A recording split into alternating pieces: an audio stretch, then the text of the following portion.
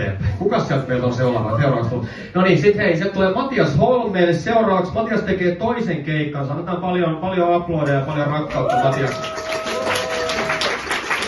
Matias on ihana ja rohkea. Tervetuloa. Kiitos. Ei hauska olla täällä, mä Matias Holm. Tosiaan toka keikka vasta, niin antakaa armoa, mutta katsotaan mitä menee. Joo, tossa kysyvät koomikolta vähän neuvoa, mitä päästään alkuun tälleen. Sanoin, että joo, meet vaan tekee pikkuhiljaa ja se naaman muisti. En tiedä, jääkö tänään yksi kulmakarva, kaksi kulmakarvaa, niin enää. En mä tiedä, no nähdään. Mutta joo, mietin tuossa pari päivää sitten, että minkälaisia noin niin robottiimurien ihan prototyypit oli. Jos ne vaikka löytäisivät kuolleena siitä lattialta, niin olisi silleen, että oho, onpa iso roska. No, mä imasen silti. Maistuu ihan kanalta. Sellaisen sisään. En tiedä, saiko nyt kuolta ne vitsien hautausmaavuuden jäsenen, en tiedä, epärauhassa. Mut joo, anyway, sen itse juttu. Sellainen irrallinen vitsi alkuun, mutta tosiaan nämä viime vuodet tuli tämmösiä muutoksen vuosia meikälle, että tossa vajaa 5 vuotta sitten tuli avioero, että perusti covid ja ero ja näin. Ei mitään, se oli vaan hyvä, mutta joo, on ollut tietysti kaikki uudelleen rakentamista ja mennään omaan kotitalosta yhtäkkiä 2 Joonjärven päässä istua siellä, mitä vittu mun elämällä tapahtui, mutta joo, ollut tiettyjä asioita, joiden kanssa sitten niinku kipuillut tossa ja näin. Ja tuossa muutama vuosi sitten muista mä katsoin itteni peilistä ja totesin, vittu mulla ei mitään niinku sosiaalista elämää, että on ihan niinku säädettävää ja jotain mitä tehdään asialle. Ja no mähän syötin sitten Googleen, että miten saada uusia ystäviä yli 30-vuotiaana tai jotain tämmöistä. No eka tulos oli, looseri, tarkoitti varmaan pornhub.com. En tarkoittanut, myöhemmin illalla tarkoitan. Niin joo, mut sitten mut tuli hyvinkin vinkkejä sieltä. Yleensä on tietysti, että hei, harrastuksiin vaan nyt tulee uusia kavereita. Ne harrastuksiin, niin ovista ikkunasta tulee uusia kavereita, sen kun meet vaan, että okei, eli universumi kertoo mulle, että ken harrastukseen menee, hän kaverin saa.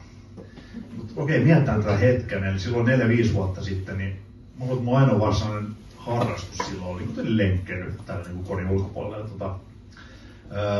Eli mun olisi pitänyt mennä sinne hiton niin purrodan viereen, etsiä sieltä joku kusinen puska, hyvätä sinne lymyämään, ottaa kiikarit mukaan ja niin odottaa siellä hytkyä siellä, että tulee joku sopiva tyyppi sieltä.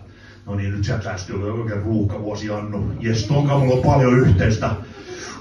Mikä saalis, kato, sieltä tulee salskemies. Mut ei, mitä se onkaan sormes, pihkisormus. En oo naimissa ollut, miehellä on mitään aikaa mulle kuin takas häpeän puskaan. Ottaa seuraavaa uhria. Mut joo, ja mitä sit, jos olisi tullutkin se sopiva tyyppi, niin mitä mä niinku ehdotan tää vitun miestreffejä, jos silleen niinku ootan, kun se tulee sieltä. Joo, sitten hyppääks mä just ennen kuin se on kohdalla siellä, hei lähet sä äijän joogaa mukaan. Ai et lähde vaan. Ei oo helppoa. Mut tosiaan mut joo, eron jälkeen tietysti se oli sitten taas meikäläinen sinkkuna, niin ihan jees, sit pääsi taas treffailemaan ja tälleen näin. Ja no, lopulta jouduin sitten parisuhteeseen, missä vielä onkin tänä päivänä. Ja tiedät tämän kliseen, että kun mies eroaa jostain pitkästä liitosta, niin sit sen mukaan on joku absoluuttinen totuus, että se on joku hirveän paljon nuoremman kumppani itsellänsä. Ja no mä tein just päinvastoin, että mun naisystävä on niin tasan 10 vuotta mua vanhempi, 42 ja näin. Ja muuten ei ees, mutta se meni rikki heti saatana. Ei oo kiva, toinen on koko ajan niin teho-osasta, aina jotain selkeyttä. Hän ei päässyt paikalle tänään, bingo-ilta. No ei oikeesti, me löydettiin BDSM, hän on lukittunut yleistyrmässä.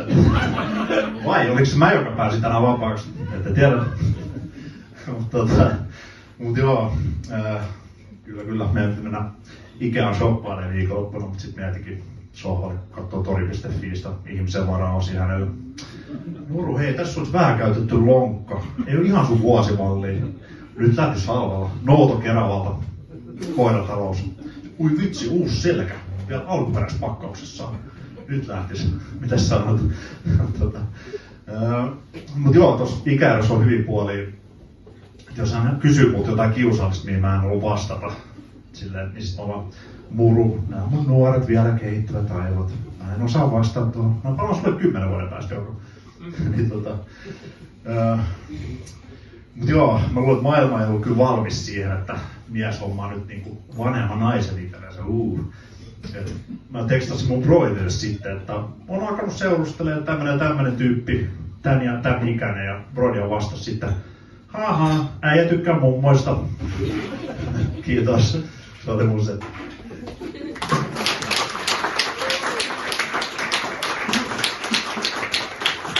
Kiitos Matias, ja tosi kiva kuulla, että sun menee hyvin nykyään. Kaikilla meni joskus huonosti, 2 on järven kanssa kuulostaa rajulta.